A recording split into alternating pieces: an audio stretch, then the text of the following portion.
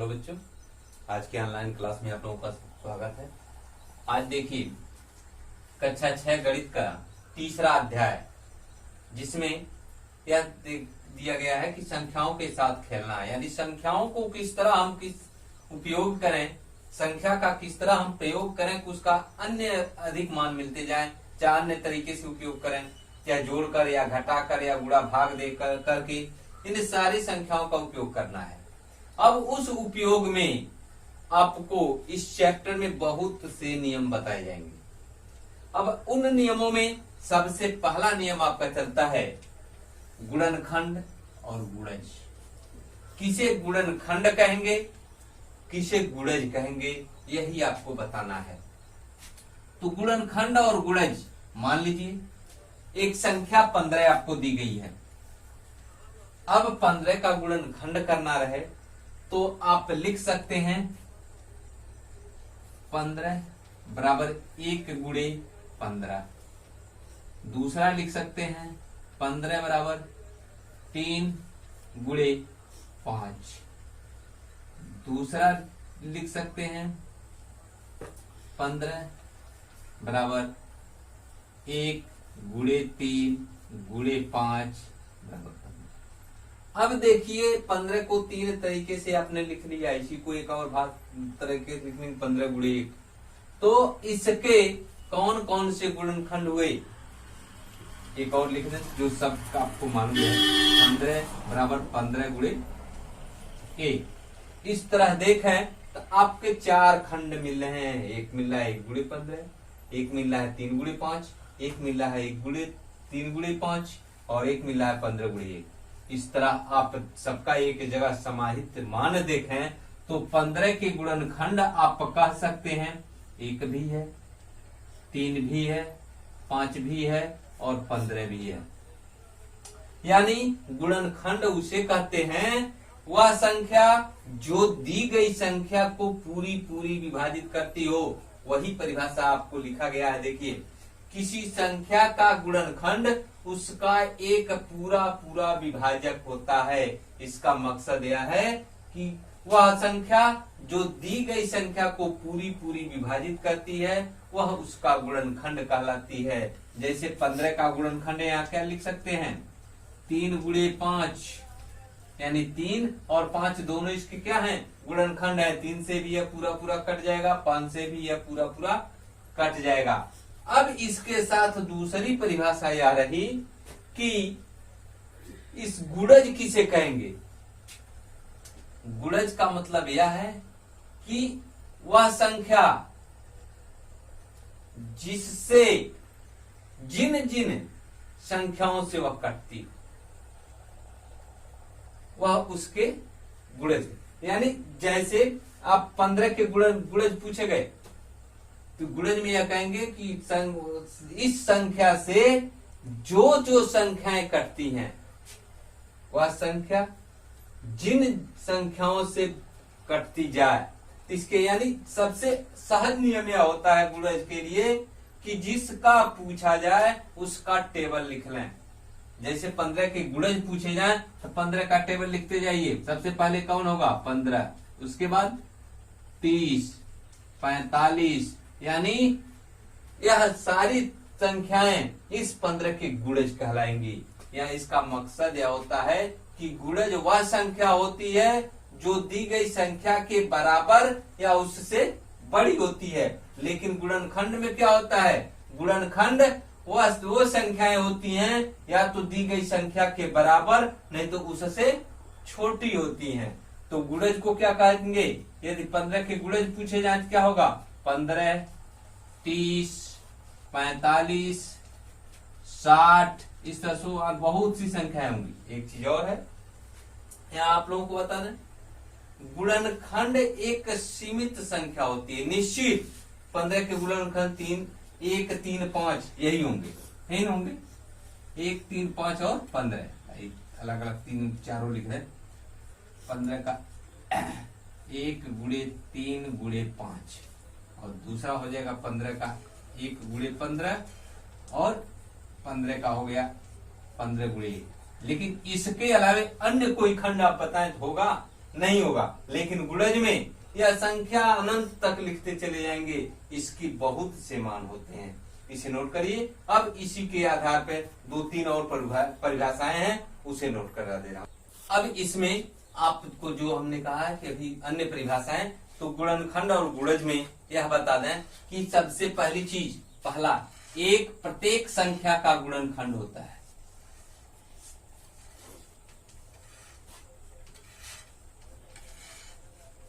प्रत्येक संख्या का क्या होता है? गुणनखंड होता है। जैसे आपने 15 में देखा, 10 में देखें, 8 में देखें, इन सभी संख्याओं में क्या होगा? 15 का गुणनखंड 1 गुणे 15 लिख दिए थे, यानी एक गुणनखंड हो गया। 7 का लिखना है 1 गुणे 7 लिख देंगे। 3 का लिखना है 1 गुणे 3 लिख देंगे। इस तरह एक सब में आएगा। इस तरह हम कहेंगे कि एक प्रत्येक संख्या का एक गुणनखंड होता है। दूसरा शर्त यह आता है, कोई भी संख्या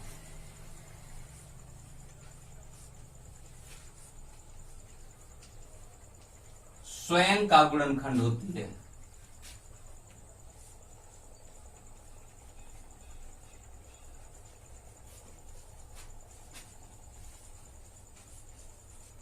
इसमें क्या है, यानी कोई संख्या लेते हैं, जैसे आपने 9 ले लिया, 9 को लिख सकते हैं 9 गुणे 1, यानी 9 इसका गुणनखंड है कि नहीं? 9 से पूरी पूरी कट जाएगा नहीं कट जाएगा? 18 को ले लें, 18 से 18 पूरा पूरा कट जाएगा नहीं कट जाएगा? तो इस तरह हम कह सकते हैं कि कोई भी संख्या स्वयं का एक गुणनखंड होती है। तीसरी चीज यह आएगी, एक संख्या का प्रत्येक गुणनखंड उस संख्या के एक विभाजक होता है। उस संख्या का एक विभाजक होता है। इसका मकसद यह है कि एक संख्या का प्रत्येक गुणनखंड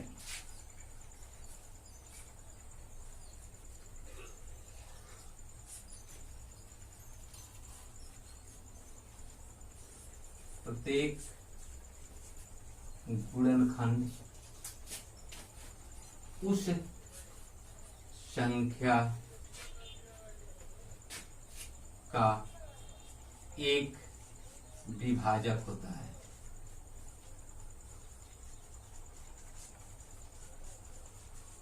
विभाजक का मतलब भाग देना, जो परिभाषा में पहले ही हमने बताया था कि गुणनखंड दी गई संख्या को पूरी पूरी विभाजित करता है। उसी तरह मान लीजिए आपने 18 लिया है, इसका गुणनखंड क्या होगा? 1 होगा, 3 2 होगा, 3 होगा,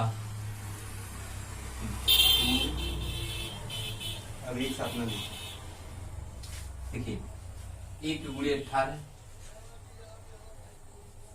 2 गुणे 9,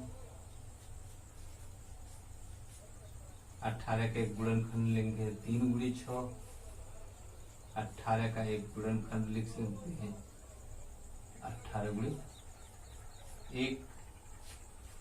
बस इस तरह इतनी संख्या हो सकती। अब इसके गुणनखंड होंगे, यानी 9 से भी विभाजित होगा, 6 से भी विभाजित होगा, यानी इन संख्याओं का जो इसका एक गुणनखंड है वह पूरा पूरा विभाजित। अब गुणनखंड के रूप में क्या लिख सकते हैं? 18 को 1 गुणे 2 गुणे 3 गुणे 3। अब देखिए सारी संख्या इसमें मिल गई, 1 भी है, 2 भी है, 3 भी है, तो 3 और 2 का गुणा करें 6 भी मिलेगा, 3 में 3 का गुणा करें 9 भी मिल जाएगा। तो इसके गुणनखंड यानी यह संख्या इस संख्या को पूरी पूरी विभाजित करती है। इस तरह आप इसके अगला परिभाषा यह है कि अब देखिए जो अन्य परिभाषाएं इसमें थी वह एक एक करके मैं समझा दे रहा हूं। एक दी हुई संख्या का प्रत्येक गुणनखंड उस संख्या से छोटा या उसके बराबर होता है, जो पहले शुरू में ही हमने गुणनखंड के रूप में बताया है। तो देखिए मान लीजिए 8 ले लिया, 8 का गुणनखंड क्या होगा? 1 होगा, 2 होगा, फिर 8 का 2 गुणे 4 होगा, नहीं होगा? तो देखिए यहाँ 1 भी 8 से छोटा है, 2 भी 8 से छोटा है, 4 भी 8 से छोटा है, और 8 का गुणनखंड 8 गुणे 1 होगा, 8 भी 8 के बराबर है। वही संख्या कहा है कि दी हुई संख्या का गुणनखंड उस संख्या से छोटा या उसके बराबर होता है। दूसरी चीज यह कही गई है, एक दी हुई संख्या के गुणनखंडों की संख्या परिमित यानी निश्चित होती है, ये भी हम बताए हैं। यानी 8 का गुणनखंड लिखें तो 8 का गुणनखंड क्या लिख सकते हैं, 1 गुणे 2 गुणे 2 गुणे 2, इस रूप में लिख सकते हैं। यानी एक गुणनखंड क्या होंगे, 1 गुणे 2 गुणे 2 गुणे 2, या इस तरह लिख दें 8 बराबर 1 गुणे 2 गुणे 4। देखिए 3 ही संख्या हो रही, दूसरी संख्या नहीं आ रही है। तो इस तरह इसकी संख्या निश्चित है, अनिश्चित नहीं है। दूसरा तीसरी चीज आती है, एक संख्या के गुणज उस संख्या के बराबर या उससे बड़े होते हैं। गुणज को अभी हमने बताया था कि वह ऐसी संख्या जिसका हम टेबल लिख दें, उस जो बाकी गुणज लिखेंगे वह संख्या उस संख्या से पूरी पूरी विभाजित होगी। यानी हम 7 का गुणज लिखें तो 7 के गुणज क्या होंगे, 7 होंगे, 14 होगा, 21 होगा, 28 होगा। इस तरह लिखते जाए तो बहुत सी संख्याएं होती चली जाएंगी। यानी 7 के गुणज है जो भी पूछे जाए, यानी गुणज का मकसद यह होता है वही संख्याएं जो दी गई संख्या से पूरी पूरी विभाजित होती है। अब गुणनखंड में क्या होता है कि वे संख्याएं जो दी गई संख्याओं को विभाजित करते हैं, ठीक एक दूसरे के विपरीत होते हैं। अब देखिए गुणनखंड में परिमित संख्या होती है, लेकिन गुणज में दी हुई संख्या के गुणजों की संख्या अपरिमित होती है। यानी जहां तक लिखने चले जाए वो सारी होती है। अब अंतिम चीज यह आता है कि वह संख्या जिसके गुणनखंडों का योग उस संख्या के दोगुने के बराबर होता है या दोगुना होता है, वह संख्या संपूर्ण संख्या कहलाती है। कैसे, इसको एक उदाहरण से मैं आपको दिखा दे रहा हूं। गुणनखंडों का योग जैसे मान लें 6 दिया है, 6 के गुणनखंड क्या होंगे, 1 2 2 गुणे 3 और तीसरा गुणनखंड आपको आएगा जाएगा 6 गुणे 1। यानी 6 के गुणनखंड क्या लिख सकते हैं, 1 2 3 और 6। अब देखें इन सबको जोड़ दीजिए। आपको कहा गया है परिभाषा में वह संख्या जिनके गुणनखंडों का योग उसके दुगने के बराबर होता है। तो इसके गुणनखंड कौन कौन है, 1 2 3 6। तो 1 धन 2 धन 3 और धन 6 जोड़े, 2 1 3 3 6 6 12 हो गया। यानी 6 संपूर्ण संख्या होगी। एक और उदाहरण ले लीजिए, 28 ले लीजिए। 28 के गुणनखंड क्या कौन कौन से होंगे, 1 गुणे 28, 1 2 गुणे 14,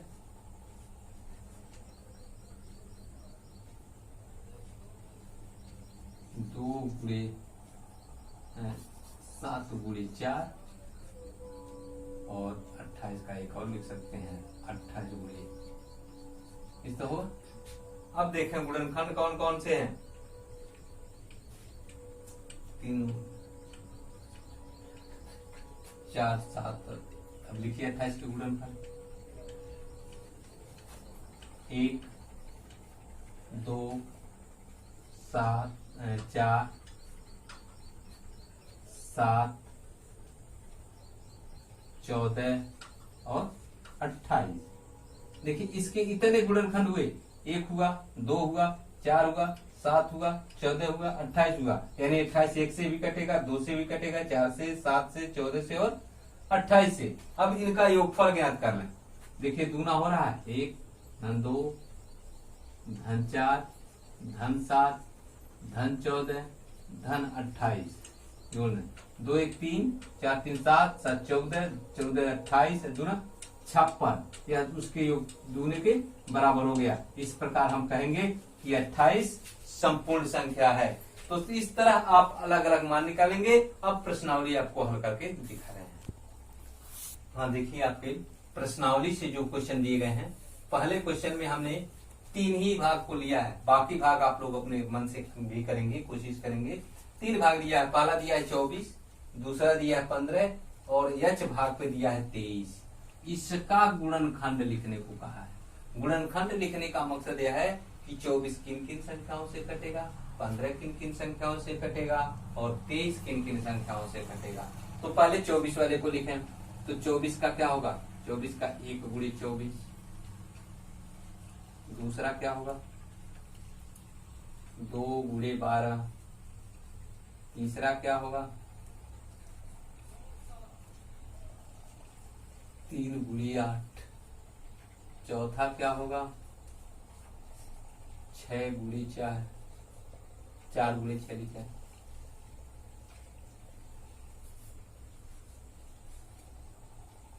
पांचवा क्या होगा,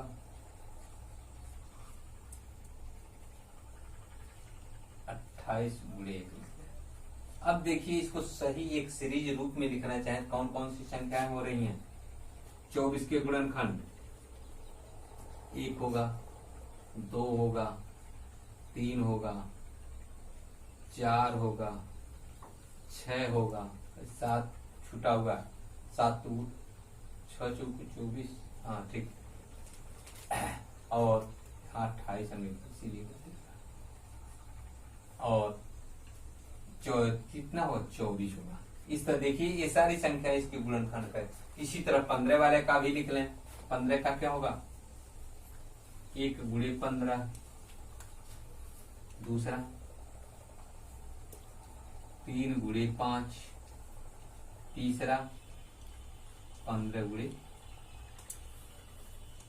1, यानी 15 के गुणनखंड कौन कौन हो गए, 1 हो गया, 3 हो गया, 5 हो गया और 15 हो गया। अब इसके बाद 23 का चलें। 23 में क्या होगा, 23 में केवल एक ही गुणनखंड होगा, 1 गुणे 23, या 23 का लिखें 23 गुणे 1, क्योंकि 23 एक अभाज्य संख्या है। इसके गुणनखंड कौन कौन होंगे, 1 और 23। इस तरह बाकी संख्याओं का आपको गुणनखंड लिखेंगे। अब दूसरे में दिया है आपको प्रत्येक संख्या के 5 गुणज लिखें। 5, 8 और 9 तीन संख्या दिया है, 5, 8 और 9।